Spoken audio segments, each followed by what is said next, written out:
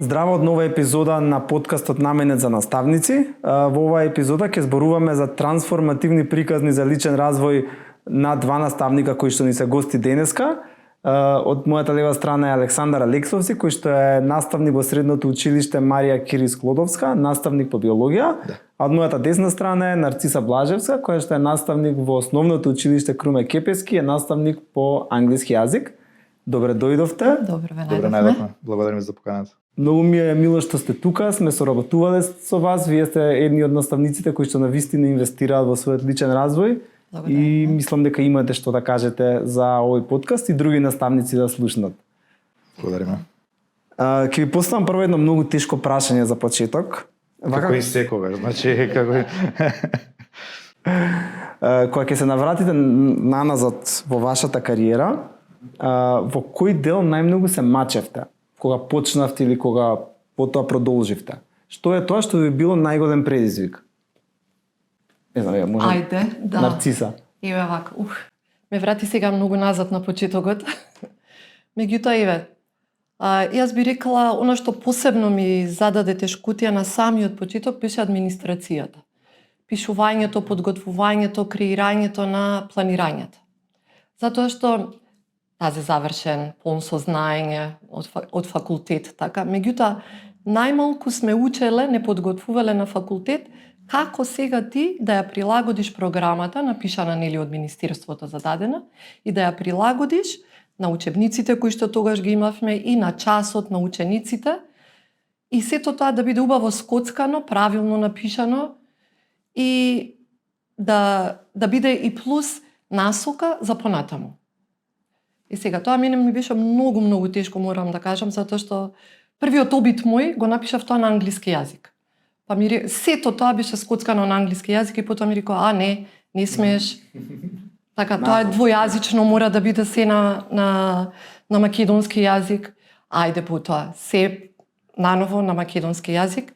И само да потсетам, тоа беше некаде пред околу 28, може 30 на години, кога не постоеа компјутери. Кога немавме ни машина за куцање, туку тогаш се тоа рачно го пишував и требаше време. И после, ама не се откажав, верувајте ми, навистина не се откажав. Зато, може би ми е мојата природа да не се откажувам и ден денес, но продолжив и мислам дека се уште ги чувам некои од тетрадките, каде што постојат тие дневни подготовки или пак сега така наречени тематско планирање или од друга страна сценарија, да, со сите оние вежби, што и како со сите тие цели кои што сум сакала да ги постигнам, резултатите што сум очекувала или учениците да ги постигнат. Тоа би го издвоила сега за сега, да кажеме. Да. Интересно е тоа што си влегла во настава, да, неподготвена, така? Во однос на администрацијата, да. Не во однос на знаењето, да кажеме. Како сега ги подготвуваат наставниците за тој дел? Или не ги подготвуваат? Не, то се уште ги подготвуваме. Но сега е, да речеме, поедноставено. Поради технологијата со која што си располагаме. Така.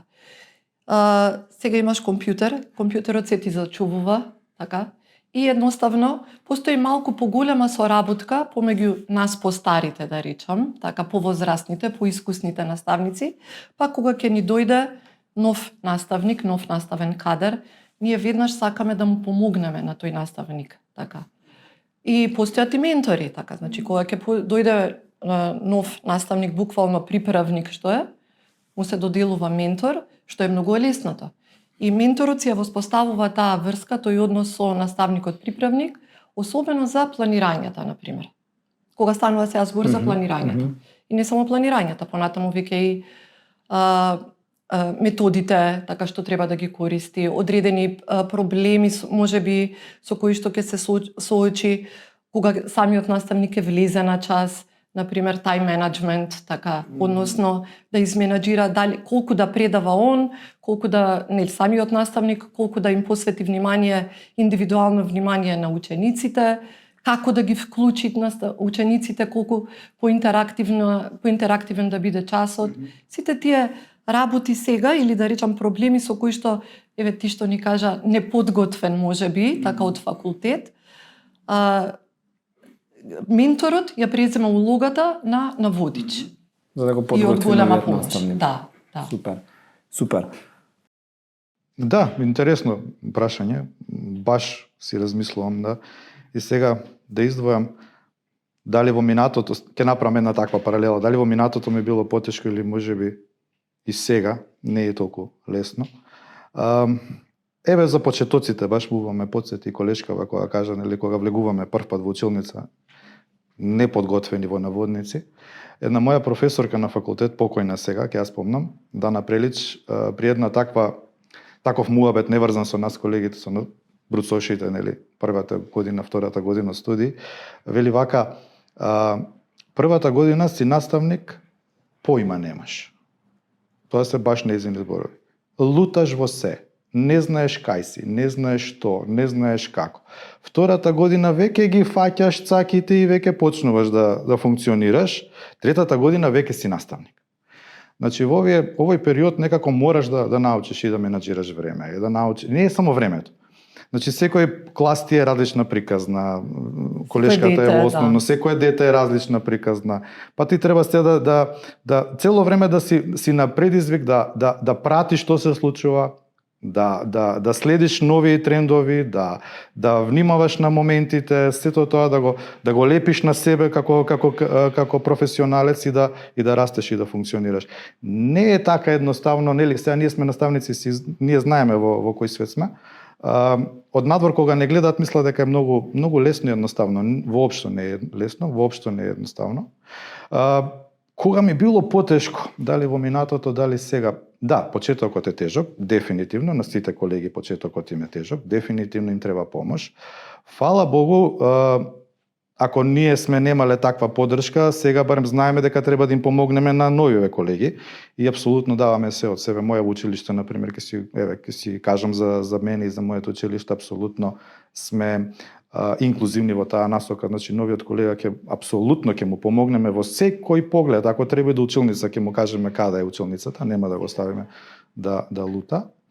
Ама дали е полесно сега? Не е полесно. Значи генерациите се менуваат. Јас лично си кажам отворено, страв. Ајде во наводници ќе го кажам. Ќе кажеме некаков предизвик ми е, нели? Секоја генерација, секој влегување во училница во новата генерација.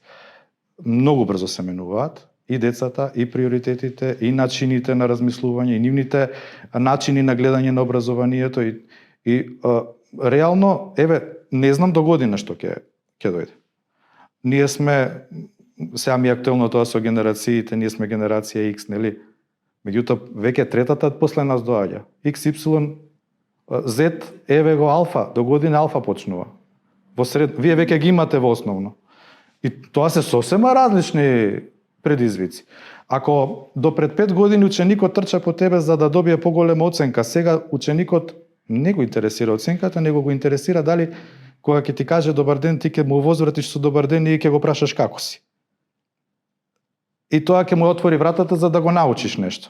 Така да има предизвици, Иван, мислам дека нема запирање, кај нас мораме цело време да бидеме и ние во движење. Да учиме. И ако може само можеби на почетокот, нели, тој предизвик е во однос на администрацијата, например, така јас го доживав како пречка некоја. На пречка, па треба да најдеш начин како да ја скокнеш, да ја прескокнеш повторно на нозен или да застанеш и да продолжиш. Денес јас пак имам предизвик. Мене пак администрацијата ми е предизвик. Меѓутоа со едно предизвик во смисла да ги направам часовите покреативни, така, поинспиративни, поинтересни. Зошто? Точно поради сите овие, да не се повторувам така, работи кои што колегата ги кажа во однос на карактеристиките на децата кои што на учениците кои што ни доаѓаат. Но научив да уживам. Повеќе да уживам во тоа што го работам. Тоа беше и да се вложувам повеќе секако. Еден прв совет од еден повозрасен колега од училиштето каде што сега работам, сега е пензиониран веќе во пензија и ми рече, ме седна, буквално нели јас онака млада, убава да си речаме, убава, и ми рече, седни сега да ти кажам, колку ќе се вложиш во учениците, толку ќе добиеш за возврат. Ќе ти вратат. И јас тоа дури и денес после 30 години грубо кажано, така си уште ми е како некое мото. Да се вложам, да ги заинтересирам, барем една работа да научат, една работа. Ќе бидам благодарна и ќе бидам горда на себе. Тоа е од денешен аспект, на пример. Да. Супер мото. Ќе се вратам малце на Александар. Спомна дека првата година наставникот лута. Да. Кое беше твоето лутање? Во администрација, во менаџирање на време, во да сенс за што е важно да се каже, сенс да осетиш каде им треба помош на децата, каде им треба дообјаснување. Знаеш на прашањето, јасно е? Да. И во првата година тебе ти е окей, јасно име. Го прифекаш. Мислиш дека им е јасно? Не, сигурен си дека им е сигурен. јасно. Меѓутоа после се огледаш дека врска нема тоа Дека, што. да. И веќе учиш и од тоа. Значи, тоа е едно учење кое што мора да се помине. Тоа не се учи на факултет, тоа се учи на лице место, нели, во училница. И пак ќе речам, ако во овој клас така и во другиот клас е нешто друго, па таму нешто друго ќе научиш. И сето тоа мораш да го надградуваш, да се апдейтираш постојано за да следиш, нема. Да. И пази, не запира. Сега е следната генерација нешто ново ми носат. Ново ми носат, цело време е нешто ново. Да, имам чувство дека менувањето на генерациите е убрзано. Ако пред 30 години, промената на генерациите ја чувствувавме на 10 години, сега можеби на 3-4 години чувствуваме промени кај децата. Да. И самото тоа носи момент кај што наставникот треба да биде свесен и кај што треба самиот да се адаптира кон децата и кон тоа што нив им е потребно. Сега, како еден наставник да остане во тек со такви промени и како да се адаптира на тоа што им е потребно на децата? Сега знаеш како Уште тоа... потешко прашање. Потешко е, да. Сега, Комплексно. Знаеш, дури има опасност да не ме сватат сега колегите, нели, како нешто преюдицирам или нешто, еве се правам паметен. Ако си седиш во канцеларија, во столчето и одиш до училница само да го предадеш тоа што ти е дадено и си одиш дома и со тоа е завршена работата, ништо не правиш. Си се предал, си завршил. Си ја завршил својата кариера. Си завршил со идејата да бидеш наставник и да бидеш успешен во работата.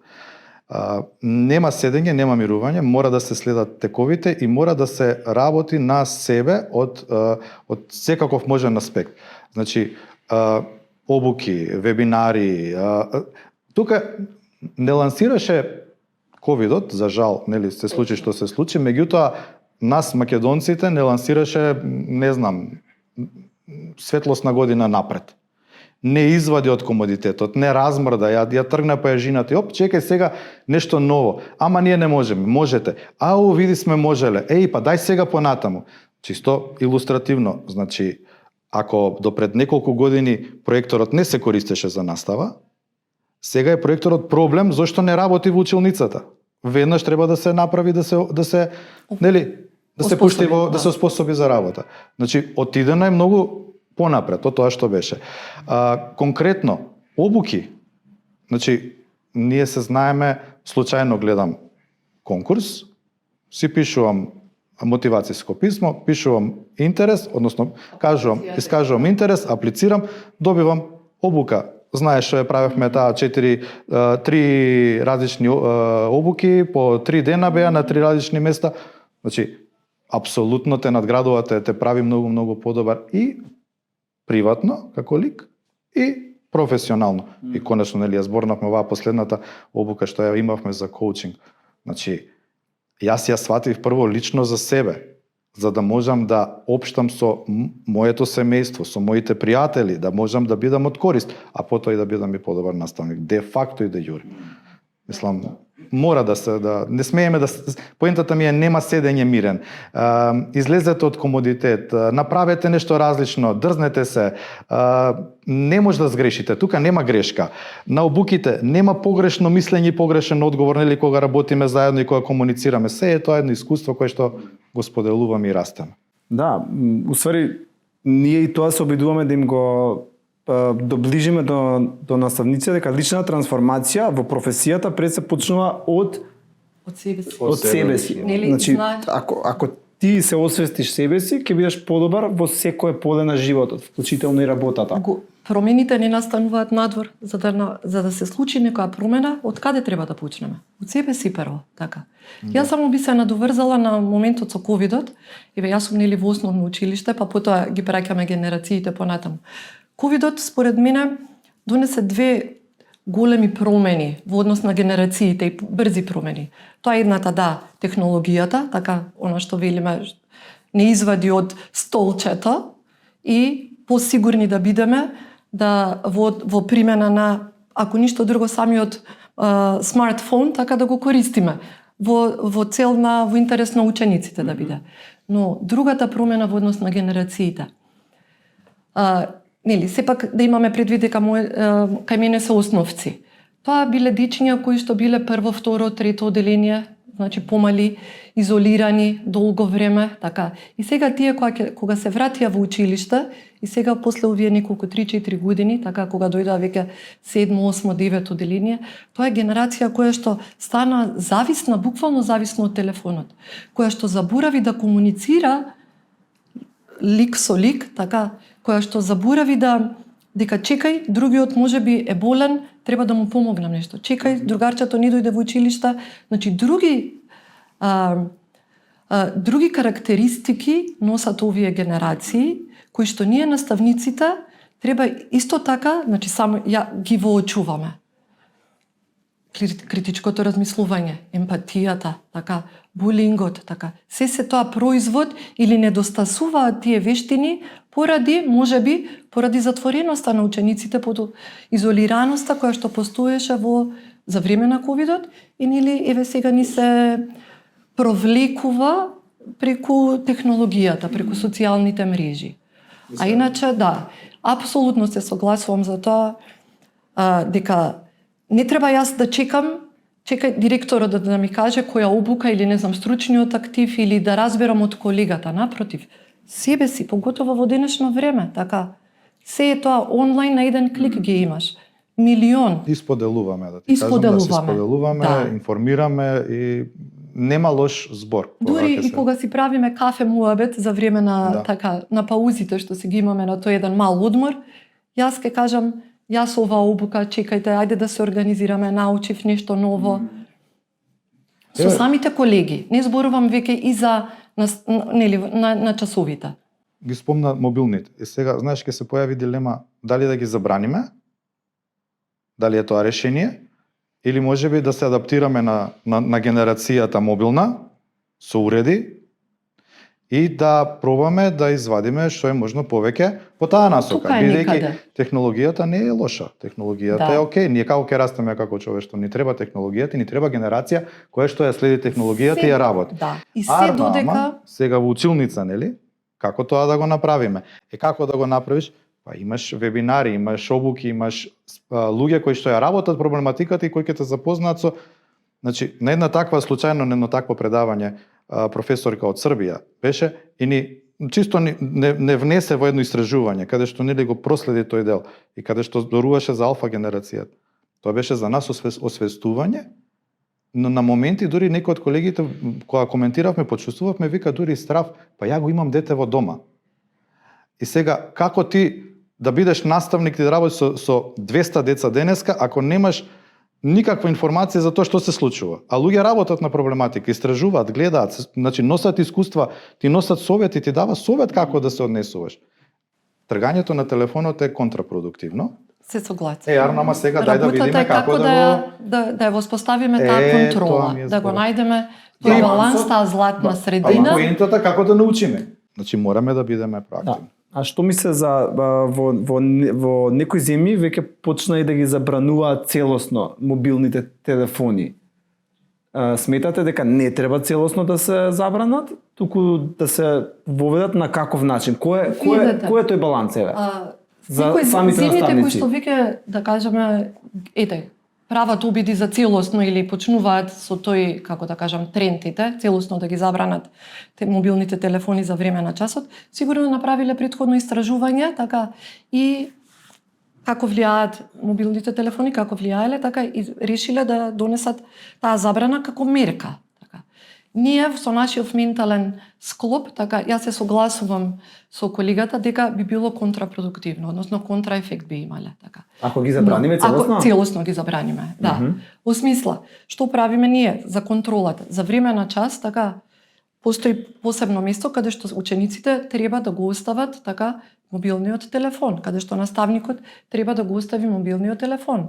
Доколку навистина постои потреба, нели, јас немам интернет, ми треба самите ученици така ќе ми споделат, ќе ми пуштат хотспот или ќе им дадам ајде сега така да истражиме нешто. Значи, тоа е тоа на некој начин барем за тие 40 минути или 15 минути колку наставникот ќе реши да одвои време за да посвети на таа на мобилниот телефон, да речам, да се искористи интернетот, а не мобилниот телефон за нешто. Направил пресек да ги прашаш, нели, користењето на интернетот, мобилниот и интернетот, колку време поминуваат на небитни апликации, а колку време поминуваат на нешто што може да им понуди нешто едукативно, тоа е поразот.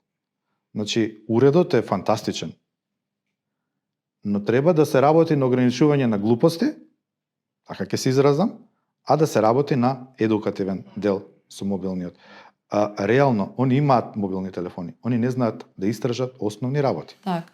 И тука е нашата улога сега, значи, како да ги... Да им поставиш наедноставно барање, например, истражете за аспиринот. Професоре, нема ништо за аспирин. Како може да нема ништо за аспирин? Ме разбирате, чисто илустрација давам. Така да, нас ни треба во таа насока некаква контрола, дали апликации контрола, дали запирање, забранување на некои апликации, сосема е во ред. Меѓутоа, прозорецот кон информациите не сме да се го забрани. затвориме. Не. Да го затвориме, така. И можеби со конкретни прашања, задавање конкретни задачи. Кај мене помали, нели, ние учевме за разни видови образовни системи, така. И сега истражувањето беше така да споредат македонскиот систем со, да речеме, американскиот систем, нормално поделени во групи, така. И велам, со вашите телефони, така, како продукт, сакам да видам видео. Кратко видео. Како вие ќе го направите тоа видео? Каде ќе си го снимите? Викам, вие знаете повеќе од мене. Изненадите ме. Така. И они навистина многу повеќе знаат од мене во однос како да ги склопат сите тие работи, како да ги аранжираат, да вметнат музика, да сменат позадина или на самата снимка. Прекрасно. Супер. Мора да се обидуваме, како и да е. Да. Да, тука ми е мене дилемата, замислете најдобрата обука на која што сте биле. Дали сте користеле мобилен на таа обука? Мислам, не за потребите на обуката, туку генерално, дали сте го извадиле, дали ви текнало да го извадите мобилниот? Алудираш на тоа колку интересен часот. Да, дали... Меѓутоа, како сум дознал јас за обуката? Пошто ние кога учевме ние кога учевме основно и средно, кога ни беше досадно игравме X0. Немавме мобилни. И си игравме сега, досадно е. Сега дали предпоставката е овие деца ги користат мобилните пошто им е досадно или зашто се навикнати? Зависност. Само зависност? Може би, сега не може да генерализираме. Така дека генерално децата ги користат мобилните на час заради тоа што им е досадно. Не генерализирам, само го поставувам како не знам, како некој некоја дилема. Сега го поставаш прашањето во насока дали мобилниот е во рака додека трае часот? Аха. Не. Тоа не се случува. Двајцата се согласуваме дека не. Да. Не. Иако го има, Јас кажам, иако го има, значи постои посебно место. Пред нив нека стои, не. Па зошто тогаш се забрануваат мобилните? Не знам. Се збориме за нас, ова е индивидуално, за мене кажувам. Тоа реков и јас кажувам како во моето училиште и јас. Знаеш како, ќе се случи да го. Меѓутоа брзо осеќа дека не треба тоа да го направи. Добро. Ме разбираш што сакам да кажам. Окей. Предпоставувам дека е проблем негде кај што целиот клас сите со мобилни не го следат наставникот, тоа е веќе нешто друго. Ама таму има друг проблем. Таму не е мобилниот проблем. Во тој клас. Пошто вака точно е и ова што го кажуваш, дека анимацијата на наставникот треба да им го задржи вниманието, тоа е точно. Меѓутоа и нека го употреби и мобилниот во некој дел од часот. Нека им даде до значење. Нека ги научи како да го користат. Не знаат да истражуваат, некоја најосновна работа. нели, збориме за нешто... Поготово помалите, затоа што... Или конечно, да, сега јас сум биолог, окей, меѓутоа другиве предмети, значи медиумска писменост, нели, лажни информации, чуда, портали, значи зошто му веруваш на професоре, утре ќе нема автобуси. Кој е тој портал? Провери го, види од каде доаѓа, зошто доаѓа информацијата. Значи Да, имам уште една дилема во однос на стилот на предавање и во како наставниците го трансформира својот начин на предавање. Кога јас бев во средна школа, доминантен беше доаѓа наставникот, зборува 35-6 минути, дали има прашања, јасно ли ви е на сите? Јасно е, нормално. точно. И сега, ние кога наставниците дојат кај нас на обуки деца, ние користиме малце подруг пристап, малце понеформален пристап и сите викаат: "Еј, абе, ова е многу супер, ова е многу интересно." И сега, што се случува во моментот во училиштата? Колку овој доминантен пристап кој што е едноличен на наставникот се менува и колку има свест за тоа да се смени кај самите наставници, според вас? Многу. Одлично прашање. Многу. Јас би рекла многу и дека тој доминантен пристап е во изумирање. Во изумирање? Да. Ако може така да се каже. Колку долго ќе му треба да умре? Во моето училиште веќе и го нема. Го нема? Да, Но... еве јас можам да кажам, да, затоа што комуникацијата, односно разговорите, неформалните разговори, кои што се најубави, така меѓу себе што си ги имаме, и тоа кога ќе си споделиме кој како се справил со некој, било да е проблем или да е, да кажеме, некое дете, така, или проблем во однос немање учебници по одредени предмети, така. Сваки како ги организирал наставникот за да го спроведе, да го реализира часот, тоа јасно говори дека наставникот не е доминантен. Добро. Александар?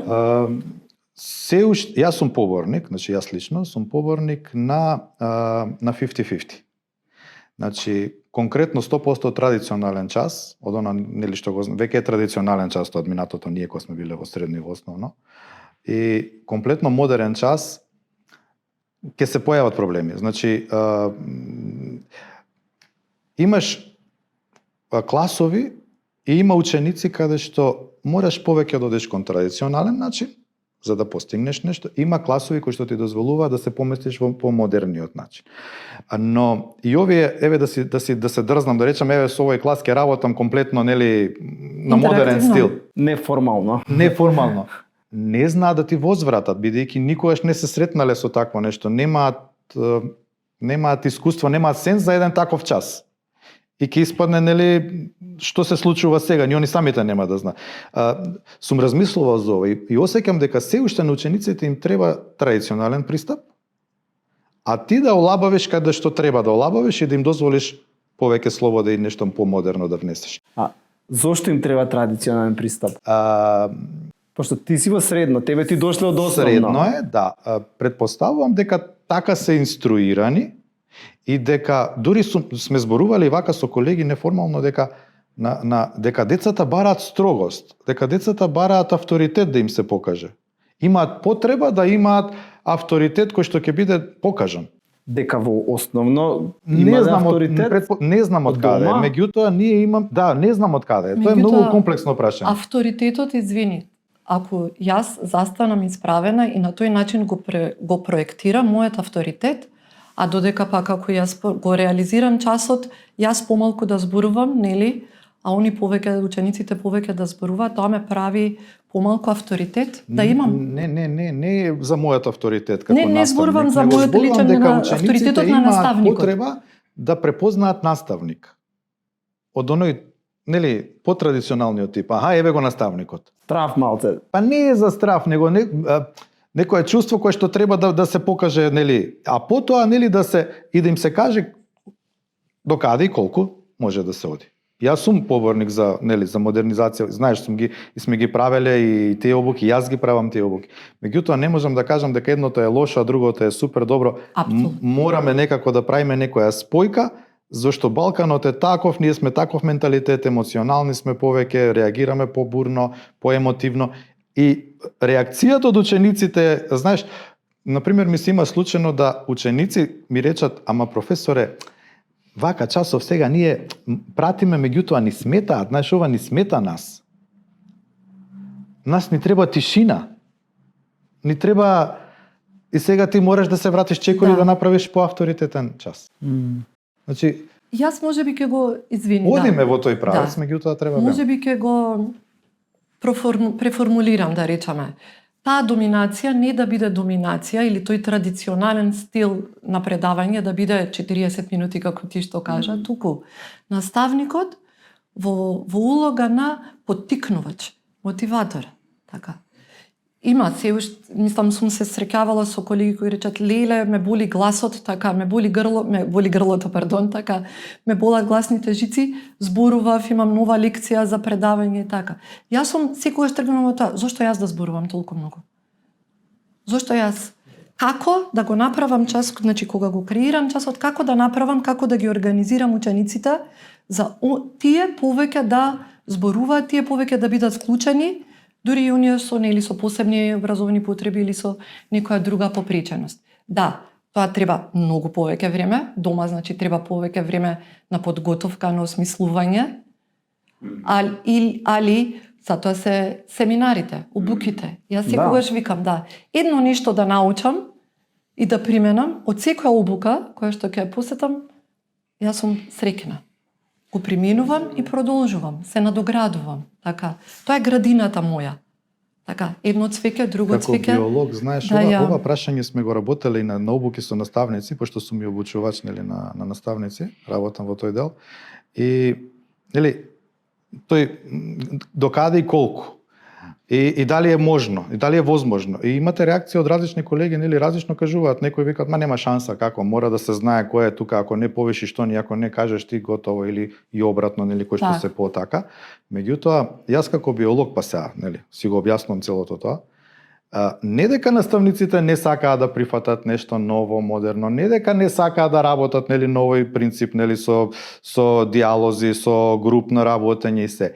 Во биологијата постои нешто што се вика оптимум. Тоа оптимум се вредности каде што најдобро се живее, ајде за работава ќе зборам, најдобро се работи. Ти можеш да ја бутнеш работата на кај максимум или да ја намалиш на кај минимум. Меѓутоа ни минимумот ни максимумот долгорочно не се одржливи. Ќе те однесат во смрт, односно ќе те упропастат, како професионалец. И сега ти се држиш за оптимумот, меѓутоа оптимумот не е само тоа дали јас сакам.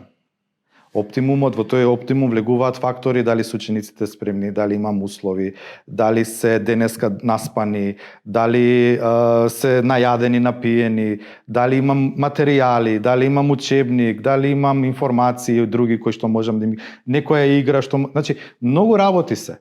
И сега јас верувам дека сите наставници во Македонија се држат во оптимумот. Колку што можат, луѓе не смеат ни натаму ни наваму, бидејќи ќе биде погубно. И работат максимално од тоа што го имаат како услов. Ама тоа е тука и трансформацијата на наставникот всушност. Да знае во која средина, односно во кој оделение, така кој пристап и до која мера да го примени. Така, како да работи со ова оделение, со овие деца, кои што можеби се 10 во оделение, поради така имаме тука и други дечиња, или овие каде што се 30 во оделението.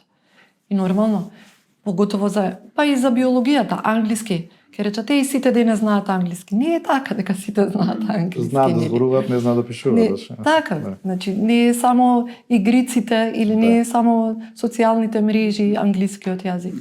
Но тоа е убавата работа кај наставникот. Со текот на годините и со тоа што предава искуство што го викаме, да знае да процени во која средина, како да го најде тој оптимум, да се држи, да биде амбициозен или она што викаме ние англичаните пуши, да бутка и малце повеќе. Мора да се бутка, апсолутно, не смееме да запреме. Затоа што имаме деца кои што така талентирани. Ке ти побараат, ке побараат од тебе повеќе и внимание. Она што јас секогаш се трудам барем на моите часови генерално кажано, да ги научам како да учат. Да им покажам, така да разговараме како да учат. Learning to learn competence. Нешто што мора да го развиваат овие генерации денес. Затоа што да се не учат премногу информации, факти, туку туку тоа и тој ќе го знае тој Не факт. Убаво е да го информациите и знае, фактите. да го примени, да го примени. Друго кажува колешката. Ја чита информацијата. Не може Ништо да не одреди може, што да. е важно, што не Не е. е важно. Значи, Да. PISA 2018. тоа е моментумот, него, а они учат, многу учат. Многу учат. Меѓутоа тоа кога ќе го погледнеш е само губење време и малтретирање. И сега им давам задачи, на пример јас тоа го практицирам, ги терам тие да ги состават прашањата. Така, да. И да Ние видите тога- што ќе извадат да. главно од лекцијата. Тоа е поентата. Да извади, нели ќе им треба и за студија, ќе им треба и понатаму во животот. За да видиш како ја разбрал. Дали разбрал суштина, дали може да оцени што е важно, а што е само додадено на важното, нели? Така. Кога Тоа ќе го имаш има, кои се клучните работи? Ние го имаме тоа клучни скенинг техниката, на пример, кај нас скенирањето, така скиминг, брзо читање, значи така. Како тоа ќе го применат? Значи они не треба да дошат си да прочитај го, читаат. викам, ај сега нацртај го. Како да го Да, нацртам? шемите. Како? Така нацртај го некако, нацртај Да, го во својата глава. да го- Скратеница Како ти го корист. чувствуваш? Исто. Да. Да. Микроорганизми, и цело време пишуваат микроорганизми. Деца, МО. МО. Стварно. Па стварно, ама на никого не му текнува, треба некој да им каже, нели? МО, ето е. Да, и најтешкото прашање го чувам за крај. Ако утре станете директори на вашите училишта, што ќе направите за вашите наставници? Уф. Ќе ви давам време да размислите. 10, 9. Јас лично никогаш не би прифатила да бидам директор, затоа што директорот има многу врзани раце. Директорот е една функција и една позиција каде што треба да го изменаџира за да и времето свое лично, или и обврските професионални, и целиот тој колектив, така и сите тие родители и целата општина што ја носи на грб, бидејќи ние како основно сме нели општински училишта, и да излезе во пресред на потребите на наставниот кадар, на сите вработени. Ако би имала одврзани раце? Јас сум премногу строга. Мене мислам дека мојот колектив не би ме сакал да Ако не, за директор. не треба да ве сака, треба да ве почитуваат дека правите нешто добро. Добро, да. Затоа реков, не би ме сакале за директор, така затоа што сум премногу инсистирам на дисциплина. Мислам премногу, јас прво пред себе, така, не за нив. Ме гледаат они како нарциса, така, како наставничка. Дисциплина, точност, open mind, значи отворен за нови идеи, за разговори и крајен професионализам во секоја смисла на зборот. Да. Добро, а нешто што би направиле за нив што сметате дека им е потребно, што во моментот не се прави? Би обезбедила повеќе ресурси потребни на самите наставници. Да, треба пари за тоа, меѓутоа пред се тоа. Да. Океј, супер. Затоа што знаете, извини, да, никогаш не се доволно. Да. Не е доволно да убаво е да имаме во секоја училница еден телевизор и имаме, така.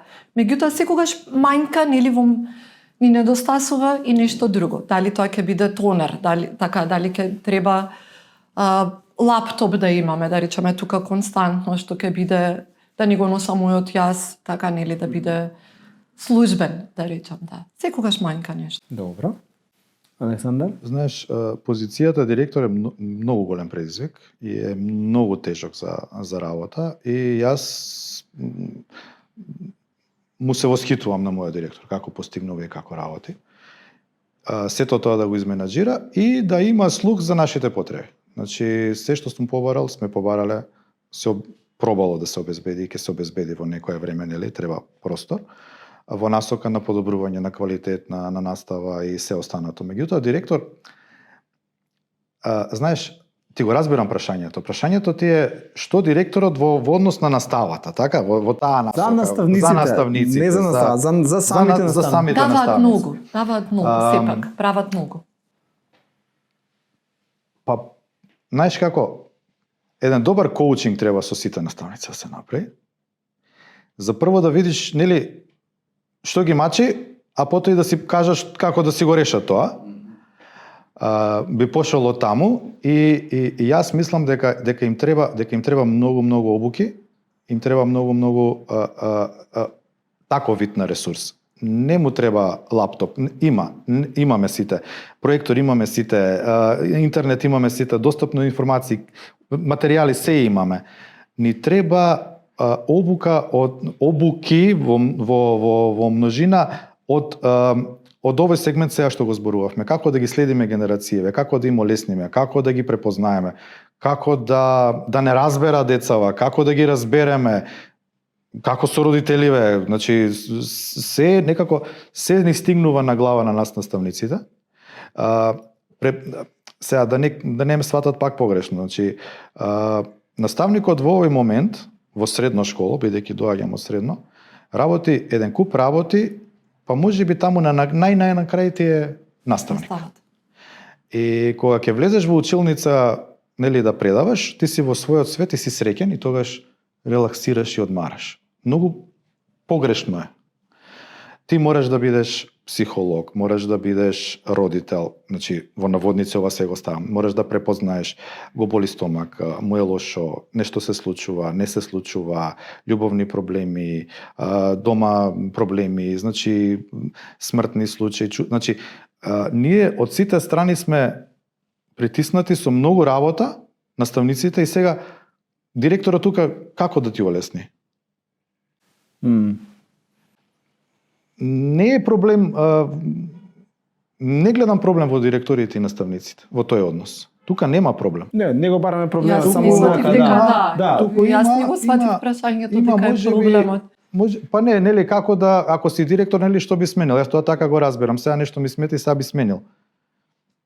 Може би во таа насока, односно сигурен сум дека во таа насока ќе одам. На неформални обуки и предавања и донасање информации кои што ќе им помогнат професионално. Може би прашањето му беше во контекст, еве ние двајцата така и пример на инспиративни наставници, и кога сега еден таков наставник, така инспиративен, високо рангиран или задоволен и со себе си, свесен, совесен, така, сега кога таква личност би дошла на една менаџерска позиција, дали што таа личност би направила? Јас во тој контекст го сватив прашањето, а не дека сега јас имам прекрасна директорка. Мислам да не бидам погрешно сватена така сега од работава. Да. Бидејќи директорот многу и ние учиме постојано, тоа е во природата на тој менаџира со наставниците, меѓутоа менаџири со многу други работи. Значи многу е обемна неговата како да кажам, товарот што го носи, со кој што треба да го се справи е сосема да си фантазираш, нели веќе станам директор и се ова ќе сменам. Мораш да бидеш реален. Зашто пак сме во оптимумот. Директорот го прави оптимумот што може во тој момент. Значи имаш тука многу фактори.